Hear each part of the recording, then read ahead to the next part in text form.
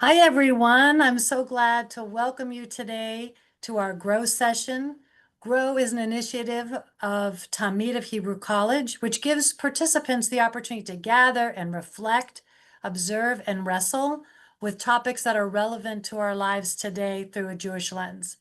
My name is Kim Bodemer. I'm the director of Talmid of Hebrew College, your home for adult learning. Our program was rebranded last year as Tamid, and this is in recognition that learning is ongoing. The near Tamid, or eternal light, comes from the Torah as a connection to the divine for all time. We think of Tamid as an opportunity to remember our past, ground us in our present, and to imagine our future.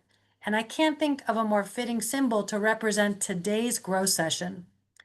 The play Our Class follows the story of 10 classmates, 5 Jewish and 5 Catholic, Poles who grew up as friends and neighbors and then faced the awakening of hatred with life and death consequences.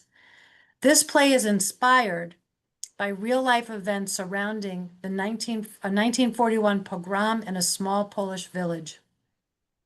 The story follows these characters through 8 decades. It's a story of the past, of the present, and of the future we hope to build. I'm so pleased to welcome the director of our class, Igor Golyak, and the producer, Sara Stackhouse, to lead our GROW session today. Our class, written by, oh, I don't want to mess this up. Igor, can you help me with the name of the author of the play?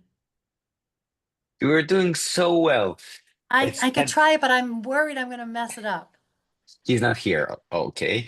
So it's Tadeusz Slobodianek.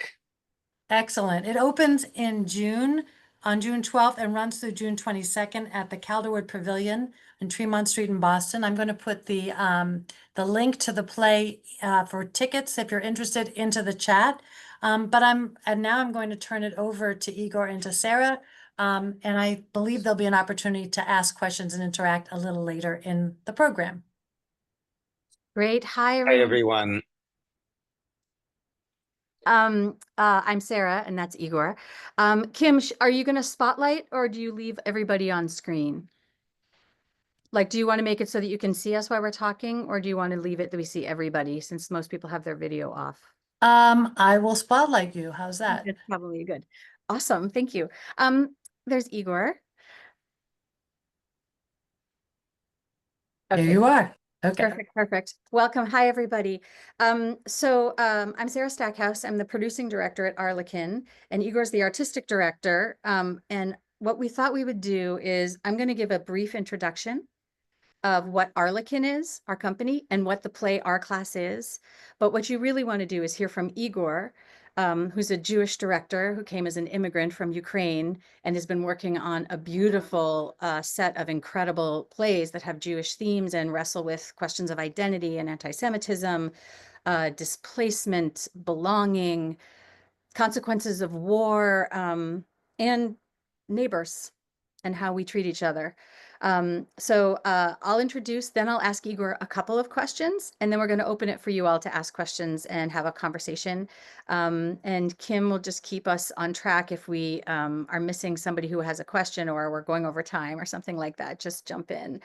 Our company is Arlekin. We're based in Needham, and it was founded by Igor and a group of immigrants, all of whom are immigrants who came from the former Soviet Union, mostly Jewish. And they built a theater in Needham that had 50 seats. I'm sitting there right now. It's right there. And they were doing plays in Russian for 10 years and going to festivals. And they were always sold out with Russian-speaking audiences and doing extraordinary work, but it was quite difficult to break into the American theater scene, I think because they were others, because they had accents, because they came from another place. They didn't train with people that American theater artists recognized because Igor trained in Russia. So the work was extraordinary, but it was hard to break through. Finally, Igor began to work with some American actors, got some press. We met, and we met because I was the chair of theater at Boston Conservatory, and I hired Igor to teach acting. And he asked me to come out to see his theater. and I saw the most breathtaking play I had seen in about 10 years in Russian, and fell in love with Arlekin. And now neither of us is at Boston Conservatory, and I work full time with Arlekin. And my sort of life's work is to, at this point, is to bring Igor's artistry, the voices of this immigrant Jewish population, into the light and to create opportunities. And so for the past 5 years, I've been working with Igor full time, and we have really, like, we put our heads down and broke through. During the pandemic, there was a inventive, we always say, like, from Hamilton, immigrants, they get the job done. And like, as soon as pandemic started, Igor was like, we need to create something. How are we going to do it? We need to make something new. What's possible? And he flipped our black box theater into a green screen theater, which meant we could do virtual theater productions. And he began to make interactive, live virtual theater pieces, one of which we made with the Holocaust Museum, a researcher there, about the SS St. Louis. And we had audiences from 55 countries participating, watching, talking together, voting. And because of that innovative work, the New York Times came during the pandemic and began to give critics picks. We got a couple of critics picks, and we also began to have this audience and partnerships all over the globe because we were able to show shows virtually. And so because we had opportunity and light from that New York Times piece and the work Igor was making, we have now moved to a new level. And so we've been working in New York. We've done 3 big off-Broadway shows. The first one was with Mikhail Baryshnikov and Jessica Hecht, a version of The Cherry Orchard that Igor directed, which was live in person, and a separate version, virtual and interactive. And it was very innovative. We ran that in New York, and we brought it to Arts Emerson. We did a project at Lincoln Center with the Worldwide Ukrainian Play Readings Project. And we've just come off doing 2 back-to-back off-Broadway plays, The Merchant of Venice and Our Class in New York. And we're here today to talk about Our Class, because it is coming to Boston, and we're going to be at the Calderwood Pavilion from June 13 through 23 with 11 performances in a gorgeous theater. But also because this was so much more than a play for us. This is a play that has just become a big part of our lives, and it's important, and we're going to do it in many cities across the United States because it opens up conversations like the one we're going to have today.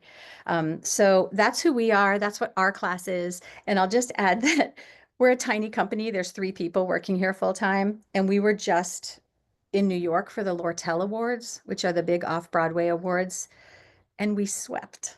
And it was unbelievable, because if you think about where we were 5 years ago with a 50-seat theater and now, and the way that we have opened up possibilities for people to see the work that Igor does and the incredible artistry and these incredible content, it's a really important moment of celebration for us. So woohoo, Igor won Outstanding Director, and we won Outstanding Revival and Scenic and Ensemble, because this piece is really an ensemble piece. So that's the introduction to who we are. And at the end, we'll put in information about our company so you can join our mailing list if you're interested. And you can come see Our Class, which tickets are really selling. So if you want to come, you should get them, because I think we're going to sell out. I guess that's it. So I would love to now have you meet Igor. Hi, Igor. And and I'm going to ask you a couple questions to start, and then we'll open it up for the group to have questions. So I think, Hi, everyone. It's so nice to be here. Has anyone seen Our Class or heard about it? Penny Peters is on. I know she's seen it. Oh, I see 4 or 5 hands, maybe. Yeah. Great. You've heard about it? Yeah. And some of you seen it, I'm sure. Great. Great. Igor, can Mike, you? you wanted to say something? Wendy Linden says our friend Rich Topol is in it. And what's amazing about that is that Rich was in it in New York, and he's actually coming to Boston. He's going to be in the Boston version as well. So that's fantastic. Mike, did you want to say something? You can unmute. Thanks. I recently took a class through Hebrew College where Our Class was one of the plays that we read the script of. Oh, really? What is the class called? After Anatekva, and it was 5 Jewish plays, 5 sessions. Beautiful, beautiful. Mike, it'd be, if any of your students are around from that class and they'd like to come, it'd be really exciting since they studied the play to have them come see it. So we should connect at the end. A lot of people already were aware of it and expressed interest or had already bought tickets. The last class was just last week. Oh, wonderful. Okay, great. So Igor, can you talk a little bit about how you discovered our class and your experience of developing it and creating it before and after October 7th? Yeah, so discovered our class. It's not nothing interesting there. Discovered it maybe 7, 8 years ago, and then was touched by it, and it was kind of sleeping in me. And then we found a way to produce it in New York. And what was interesting is the trip to Poland that we took to research the play and research what has happened and to try to understand um, how does it happen? Like to stand on the ground where these events happen, where neighbors, it's a small town, more like a village of 3,200 people, and try to understand how actually, to try to of course the main question is how could this happen that neighbors, put their neighbors in a barn and burn it down, right? So we have I don't I have neighbors. I live in a building complex, and I could possibly imagine, people stomping on the ceiling and like annoying me and not going, and I can't sleep, and there's some annoyance. But how do I get from that to burning neighbors down, right? So there has to be some underlining uh, history that is woken by these little by little or not little annoyances that we face, because these kids that are portrayed in the play, they start with kids and then they grow up. They're just people. They're people just like us, and it's also scary to admit that uh, we could be those people. And I think it's very important to understand how are we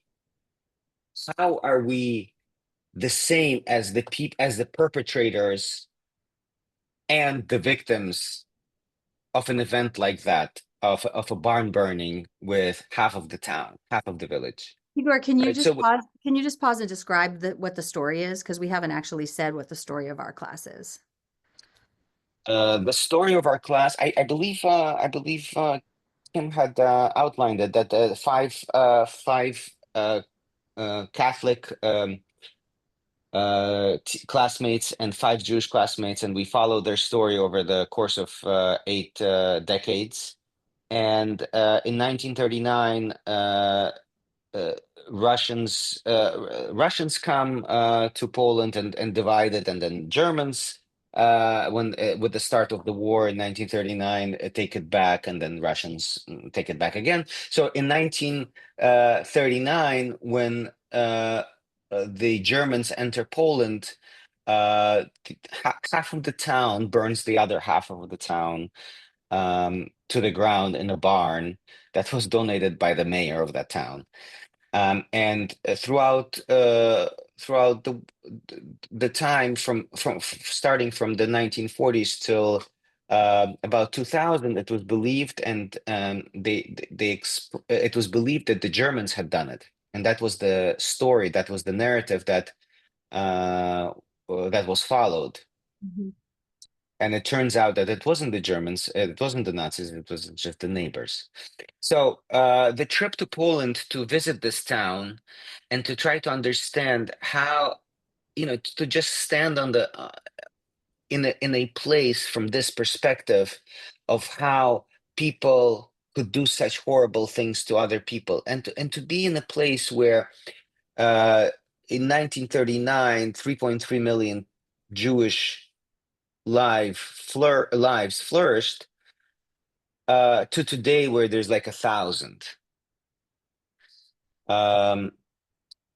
Jewish people, right? And where these families lived for centuries and believed that that was their homeland until, and they believed it to the end through all the pogroms that were happening in the 20s and the 30s, and continuing to believe that that's the homeland that, as I read in one of the journals, they were asked why didn't you leave earlier, and the response was, we didn't think it could get worse. And so this kind of attitude of, we looking for their homeland, trying to understand where Jews belong, and on one hand, and the perpetrators that are also, people. They're people with narratives about who are Jews, that just kind of underline that live, as a that live inside the European and really the world culture. Although there's only 0.2% of world population that are Jewish or so, uh, we are very well known. And so these are the questions that I'm struggling with and trying to address in this play, because what's important for me is that these people are not some monsters that lived long time ago, because it doesn't help us if we compartmentalize this way, that we say that these are monsters that lived far away in some country, that we have no relationship to.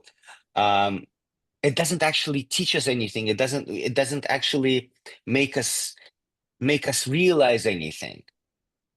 And I think the only way for us, for people, for audience to realize something, is to understand that we all have capacity for this type of monstrosity. And monstrosities are happening now. There's October 7th. And, when we started reading this play, one of the first things I said to the actors, and this was August of 23, I said, I don't want to stage a play about what has happened, because I don't know if I believe that we can teach lessons about the past, because if we could, we wouldn't be where we are, because history keeps repeating itself, and it's very well known supported throughout time, that history just repeats itself in different ways, but same things happen. That I want to make a play about what is going to happen, but I'm 100% sure that events like this will happen. And I have a daughter, Esther, and son, Jacob. And I don't want to romanticize the world that, okay, this will never happen. Because it will. It's just judging from history, it absolutely will. The question is, how do we deal with it? So when we read this play in August of 2023, and I said this play is about the future of what's going to happen, it made it much more urgent for actors to dive into this material and to try to examine themselves.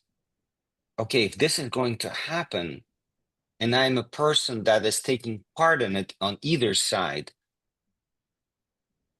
how do we think about it? How do we approach it?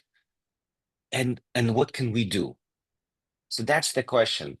And those questions are much more specific than learning lessons about past, Mhm. for me. Igor, Uh, should I share the video of the Poland? Because I have it ready. Maybe since you've talked about it so much and we're starting before October 7th, I could share it. uh, y- Sure. Sure. Okay. I'm gonna just, so Igor and I went to Poland in 2023 summer. We went to Jedwabne on the anniversary of the pogrom. And the experience we had was that the town was shut down. Like the church that's opened every other day was completely shut down. And there were signs about history around the plaza, like the town green. And they didn't mention this. And every door was shut and there was nobody outside. And we were there with the film crew and we walked to the barn down a beautiful street. And the remains of the barn were just sitting there. Some rabbis had come in the morning, so there were flowers and candles, but it was basically silent. And part of the experience of that, and I think, as Igor was saying, like going there and thinking about how did these neighbors turn on each other? They were just people living next door to each other. And also, it's so beautiful here. How could such a terrible thing happen? And then we were right in the middle of it. So I'm going to share that video and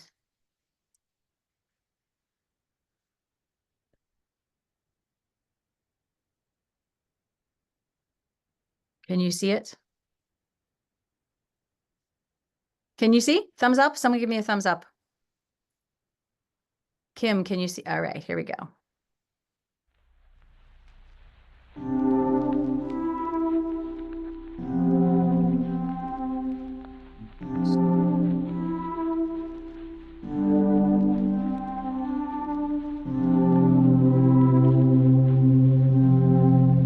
Nasza klasa w Polsce jest nienawidzona porówno przez prawicę i przez lewicę.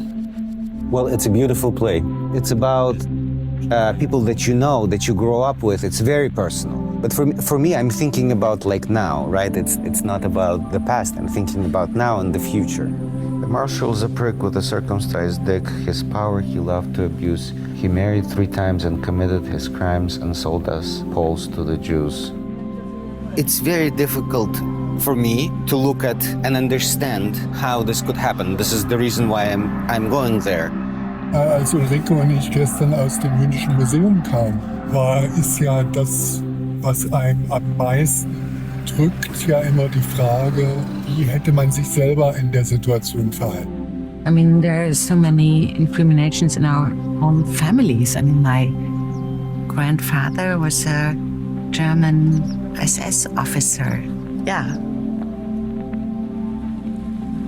Those houses right next to it were beautiful with like flowers and dogs and kids and then like a little stretch and then this thing, like it was invisible. Because you don't expect tragedy alongside beauty. Cały czas to w ogóle zmierza ku temu w ogóle, no. Czyli dlaczego przepraszam Jedwabne? Jedwabne to przykład, jak je rozprawić w ogóle z obcymi w ogóle, no. At the break of day, when the sparrows crow, oh, where do you run to? Oh, child, where do you go? Oh, where do you run to, child, where do you go? And the child replies as the charge is passed, the school year has started, so I'm off to class. The school year, it has started, so I'm off to class.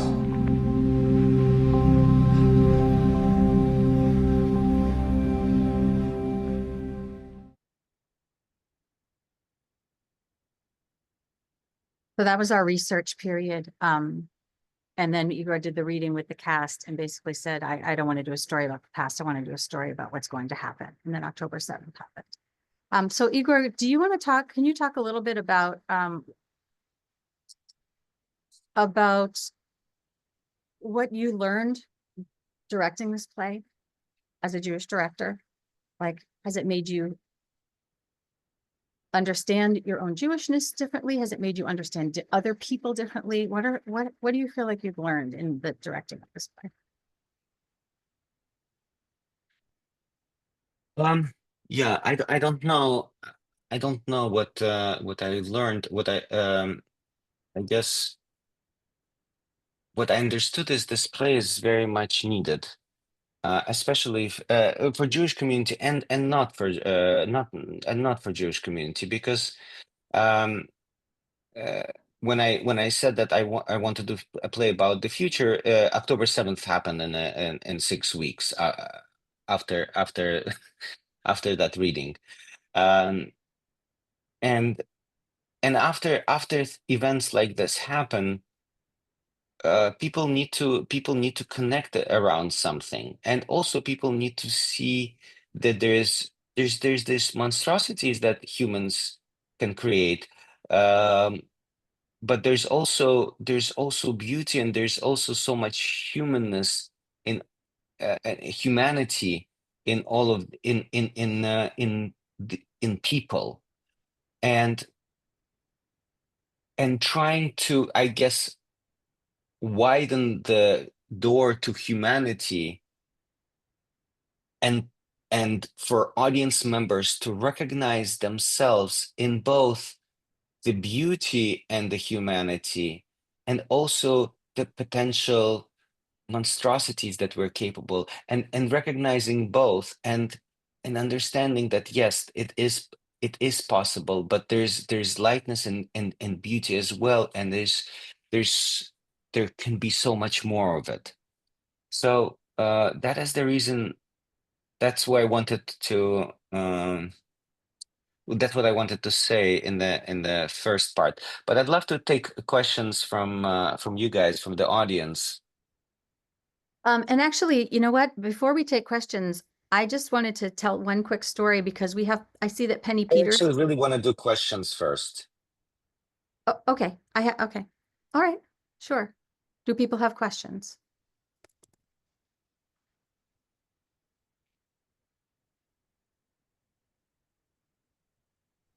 I don't see anyone with questions. So let me start things off with this thing I was going to do, and then maybe it'll prompt some questions. I see that Penny Peters is here in the audience. And one of the things I wanted to share is that an experience we had was that some people reached out to us when we were creating our class to say that they had relatives who died in the barn in Yudwabne. And a lot of those people, one of them was Ty Rogers, who wrote and said, I had 26 cousins in the barn. And then he came and he met with our cast, and he shared pictures and he shared stories, and we met his family. And we had several others come. And one of them was Penny Peters, who is here. And we've connected with her family.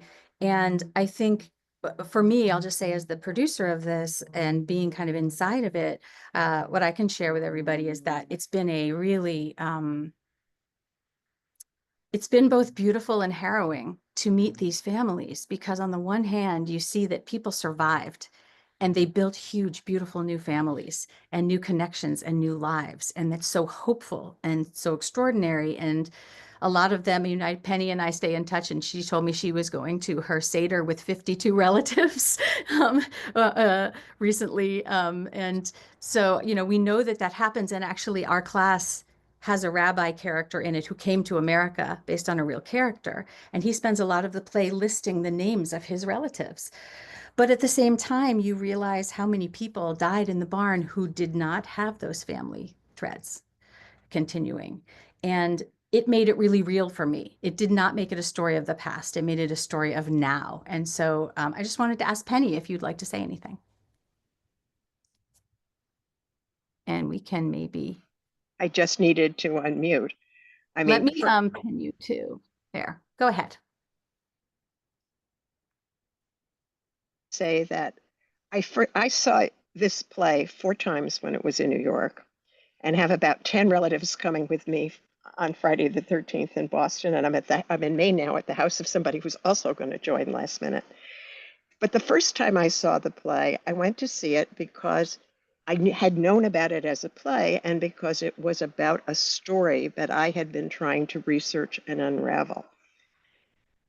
The second time I came to see it because I was so blown away by what extraordinary theater it was.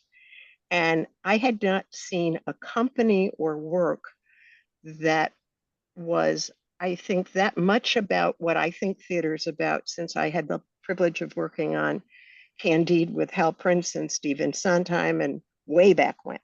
So I came for the theater.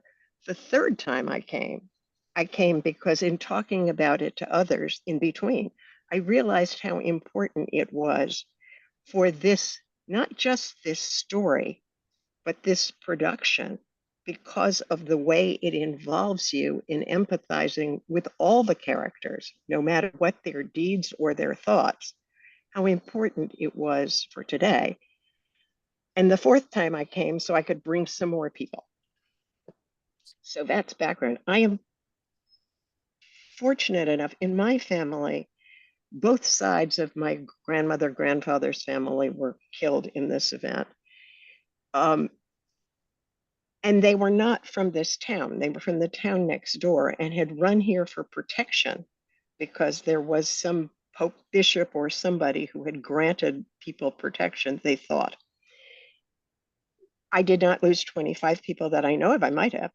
I know of 15 and have letters in a couple of their handwriting from them leading up to this time in which you see why people don't leave, and then a time when, a few years before this, people would do anything to leave but no longer can.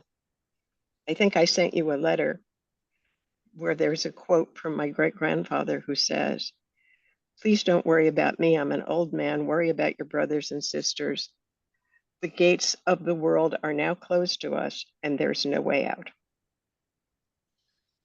And so, and I also was, again, privileged enough because when I was trying to trace family history, which is anybody who's tried to do it for Jews from that region, it's extremely difficult because the records are kept in so many languages, people don't have names. I spoke to one of the survivors of this event, and that's how I know, one of 7 or 8 people, that's how I know for sure that these relatives really were involved and killed. And so I thank you, Igor and Sarah, for bringing this to the world, and hope you could bring it everywhere in some form. Thank you, Penny. Thank you so much. All right. I think now we would love questions, and I invite you to ask questions on how the play was created artistically, about the history of Jedwabne, questions about Igor and his history, anything that's of interest to you. And you can use the raise hand function, or you can just unmute and speak. And if we don't have one, I wonder, Mike, if you, since you taught this class, having heard this, do you have anything you want to ask or share? I'm sorry, I didn't teach the class. I was merely a participant. Elliot Oh, Lazar okay. was the instructor. Does hearing this history or hearing about the experiences of Penny and families like that, does that illuminate or raise any questions for you based on the class that you took? Let me tell you, it was a very tough read. It was very tough to read this story. It contained subject matter I really didn't want to deal with. I wanted to be amused. I wanted to be entertained. I wasn't looking forward to the feelings that I had, and yet I stuck through it and read the entire script. And then I participated in the class, which was an hour and a half class. And I'm still on the fence about whether I'm buying a ticket or not, whether I want to put myself through this or not. It's important to put myself through it, and yet, do I need to put myself through it at my stage of life, at my interests? Do I need to travel to Boston to see this? And I guess I'll decide after this class. It's one of the reasons that I decided to attend this class, to kind of push me forward or to pull me back, and we'll see. Yeah, Igor, do you want to talk about this? Because we had a lot of people who had strong feelings, but that came to the show. And this is a great question. Yeah.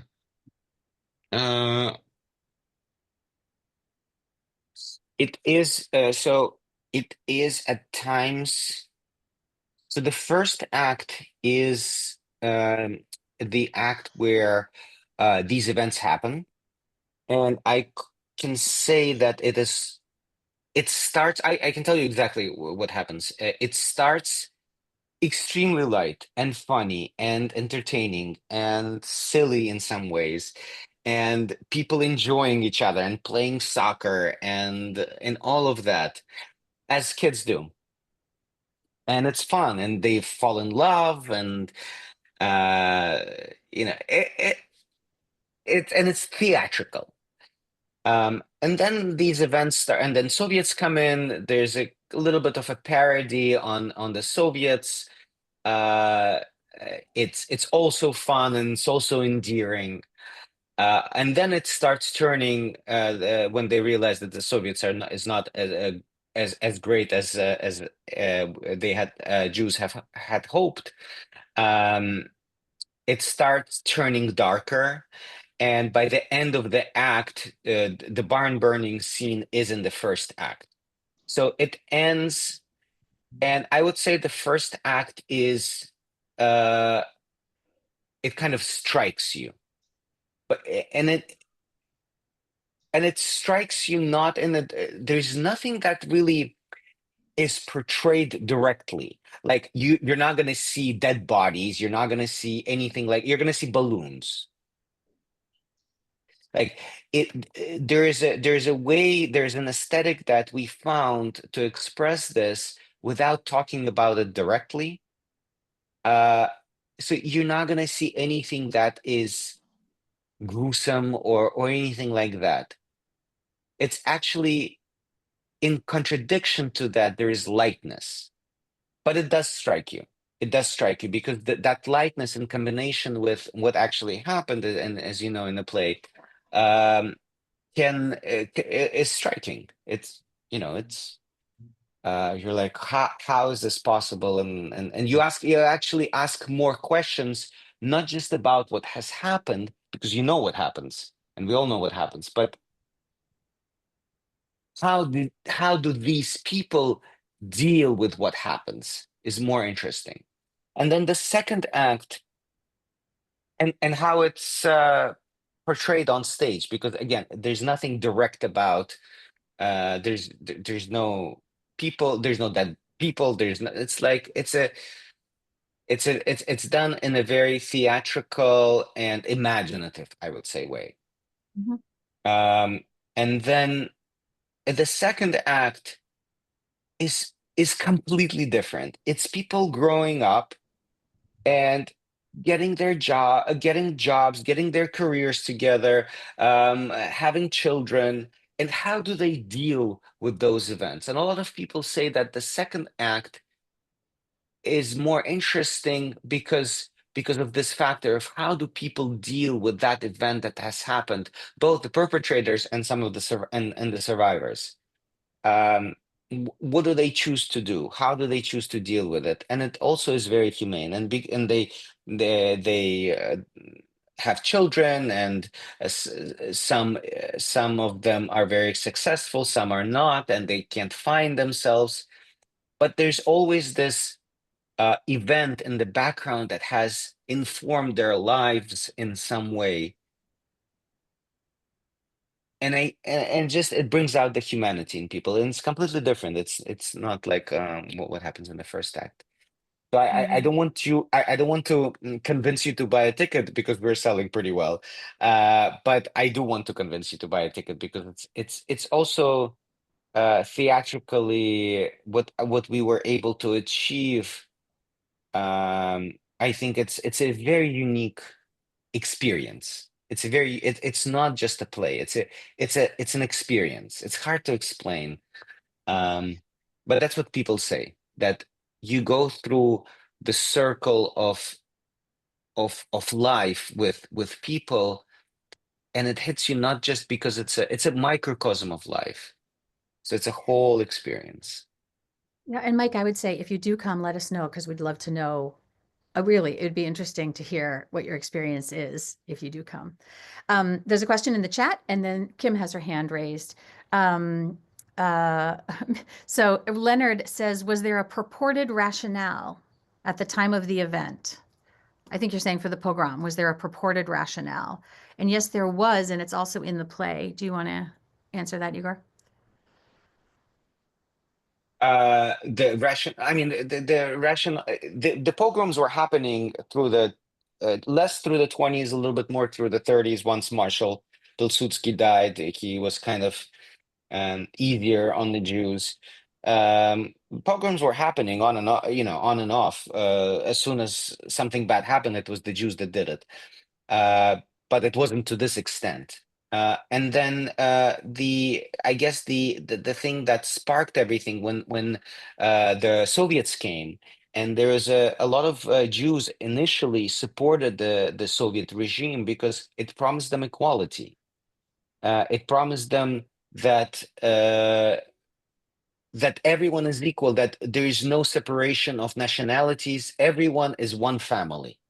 And for Jews, it's it's great. Maybe the pogroms will stop. So they really supported it and worked with the Soviets, and then there was a resistance that was formed by Poles that didn't want to become a part of the Soviet Union, and then the Soviets kind of showed their true colors, where the people were deported, people were beaten, people were killed, KGB and KVD at that time, and it quickly started turning on itself. And of course, it was the Jews to blame because they initially supported the Soviets. So that was the kind of the inciting incident for this to happen. But the inciting incident happened 2,000 years ago, probably. So it's hard to say It's also what interesting, actually. Igor, it's also interesting in the play that each individual character you see when they have something that personally happens to them that turns them somehow.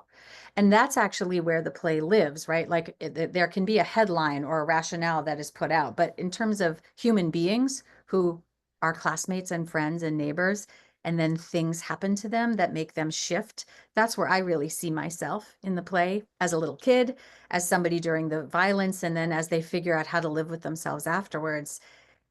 It's the big ideas and the big rationales and the big things that are happening, but lived in an individual body, which you relate to, which So makes it human experience. there's Yeah. a comment by Penny. It is very entertaining production. While it actually is, It because I is. was It's afraid really to say fun. it. What, sorry? I said it's just really fun. Yeah.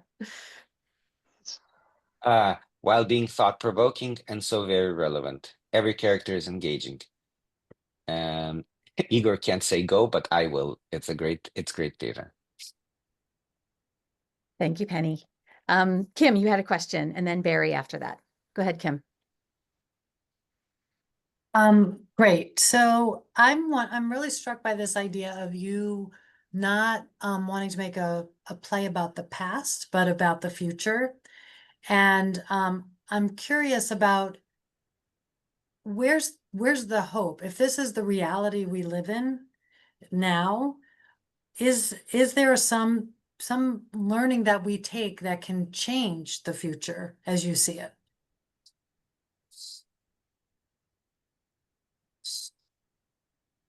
It's a great question, Kim.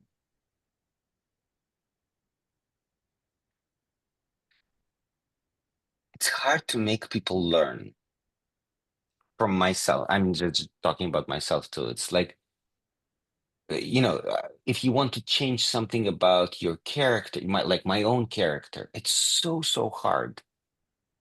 What about changing the character of a belief system that has been established for 2,000 years? And it changes with time, like what is considered anti-Semitic, 50 years ago. Like we figure out ways, people figure out ways to be anti-Semitic by not doing the things that are considered anti-Semitic from 50, 70 years ago, but it's new type of anti-Semitism. So it keeps evolving. So, but then if we're trying to learn, are we learning about the past? If we're just learning about the past, it's irrelevant because our time right now is completely different. And what it means to be anti-Semitic is completely different. So that's why I have this problem with learning, because you can always learn about the past, but if you can't find it in yourself in the present, then that's not learning. So, and then the other point is just judging from history. It's not something that has gone away with time. It's something that has become more intricate. until it is woken up and eruptions and it's like I say it's like it's a light sleeper. It's like a big monster that is a light sleeper, and it'll wake up. It can wake up anytime. So and just throughout history, like these people in Poland lived there for 700 years. They 100% believe that this is our home. This is our home. For 700 years, it's generations and generations and generations until they're wiped out. And they came there from Spain, and they came to Spain from a different place. And it's always like, oh, but we're safe here. We're safe here until we're not. So if that is the case, if that is that, past as in investing, past events don't necessarily tell the future, but they're a good indication of the patterns that follow. So yeah, I guess that's my response. Thank you for the question. Thank you. Thank you, Igor. Barry, did you want to ask something? Yes, my family left Poland many years before any of this, and my relatives never spoke about Poland, had no interest in it, never felt that we were part of it. But for some reason, I have wanted to basically cultivate my roots. And when my older uncles and aunts were dying, I asked a bit about it. And they said, look, what happened there was in the past. They don't want us there, and we want nothing to do with it. Since then, though, I've met some Polish Jews and Polish non-Jews, Polish ambassador to Canada.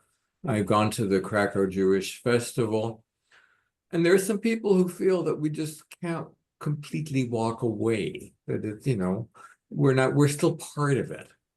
My question is, in the people that you've met, either in Poland or on this side of the Atlantic while making the film, is there any feeling that we still, as Jews, are part of Polish culture, heritage? Not that there is a lot of anti-Semitism there. There certainly is, but is it something that's just that we just walk away from? What an amazing question. Yeah, this is a question that I'm dealing with myself right now. I'm from Ukraine. Ukraine has an incredible history of anti-Semitism. And also is suffering right now with their neighbors killing their neighbors, with Russia, with the Russian aggression. So I'm struggling with this question too, is how do we, it's hard to get it out of ourselves because of a sense of belonging. What does it mean to belong? I'm doing a play next in London that's called Wanderers. It's like, yes, we're all wanderers to some extent, and we want to maybe not be wanderers at some point. But what does that mean? I don't know the answer to your question. I guess what I do know is what I saw in Poland. If you go to Lublin or you go to different cities that were incredible, a hub for Jewish culture and religion and so forth, and thought and philosophy, and you see. What you see there is mostly, the festival is beautiful in Krakow, but outside of the festival, you see restaurants where it's called Jewish restaurants, and there's no Jews there, but there are people dressed as Jews serving you food. The food is very good, but there's no Jews. It's kind of like a Disney World of Jewish past life, and on one hand it's awful and like you don't want to be associated with anything like that, But on the other hand, you want to belong to something. So I don't know the answer to your question. Like probably there is some parts in that. I mean, definitely I can't stop being from Ukraine. That's where I was born. That's, you know, a lot of things come together there. But I think it's a question that Jews have been asking for, 2,000 years. Thank you. We have about 5 minutes left, and I saw that Penny wanted to say something. So Penny, why don't you go ahead, and if there's anybody else who has not spoken who wants to ask a question after that, just raise your hand or send a note in the chat or something. Go ahead, Penny. Well, I was initially responding to the question about what can you learn from this play, which I'll just do for a little second and say, can you, this play lives on so many levels. And so much of it, I think, deals with what happens when people on little levels don't confront resentment. And that applies to any moment in time in any community. If you have whatever your reasons, if you don't confront, and confronting is really not the right word. If you are not sensitive to the people around you and don't listen to them fully, so you know who really is a friend and who is a friend who's got an issue with you. Problems arise no matter what the culture. And I think there's so many lessons about what drives people to go along with a crowd when doing it against their values. And why do some people, they're characters in this play who push back? And why does one individual save somebody? So I think there's a whole lot of learning about human nature and human relationships that you can apply constructively to the time we're living in now, which very much parallels what I think the world was like in our class. Yeah. Yeah. Beautiful point. Beautiful. That's my experience too. I watched it many, many times, and I've been talking to all the audiences as they exit. And I want to share too that we had, and we're going to have a bunch of special events. And so we did learn something from our audience. We had events about comedy. We had events with ADL. We had events with survivor or ancestors, descendants from Jedwabne. And we had student nights. And our student nights were interesting because the play is long and it's very engaging, but it's late when it gets over. And so we started a talk back in New York one night, and this was during all the protests in New York. So this was like last February. We did a student night, and Jessica Hecht, the actress, came in, moderated it, and we had a sold out house, and it was 10 o'clock, and 60% of the audience stayed. And those were kids from Columbia and NYU and Pace and a bunch of other places. And they asked great questions, and it was not contentious. It was actually like trying to understand other humans. And one of the things I talk about the play a lot and fundraise for the play a lot. And one of the things I talk about is politics and policy and academics and some of the other places where where anti-Semitism is being addressed. There's a place for those, but theater and art is a human experience, and it does it in a different way, and it accesses things in a different way, and it opens doors in a different way. And so our hope is that through the play and then through events like this and those kinds of events, that it does actually open some hearts and minds and create some different perspective. For the play coming up, we have a couple. So if you are on the fence about coming, but you feel like you want to process afterwards, on the 15th of June, we have an interfaith talkback with Lexington United Against Anti-Semitism. So that's churches and synagogues that have come together to fight anti-Semitism. And we're going to do a talkback with that group. We have a student and educator night with cheaper tickets, which are available. And we have an event with Shula Reinhartz, who some of you may know, who is a scholar from Brandeis. And it's called We Can Count on the Next Generation, or Can We? And we have a whole bunch of Brandeis alumni coming that night. And we may do some other things. So keep, those are interesting opportunities to come and have further dialogue about the play. If you want to come. I think we're at time. Igor, do you have anything you want to say as a final word before we pass it back to Kim? No. Thank you so much for joining us. It's been great having this conversation. I'd love to continue this dialogue, and a way to continue this dialogue is actually by interacting with this production. So I invite you to come and see it, and let's continue the dialogue. Thank you. Thank you. Back to I you. want, yeah, go ahead. Did you want to say something else, Sarah, before I close us out? I'm going to put Arlekin and the art class ticket link in the chat. Great. Thank you so much for spending this hour with us. It was so thought-provoking. We wish you so much success on this play. I hope that everyone here online and those who will watch the video buy tickets. I want to let our group know that Grow is taking a couple of months off for the summer, but will return in September, so watch your email. And I also am putting into the chat the link for summer classes. Our fall classes will be ready in mid-July, but we do have some courses that are running this summer.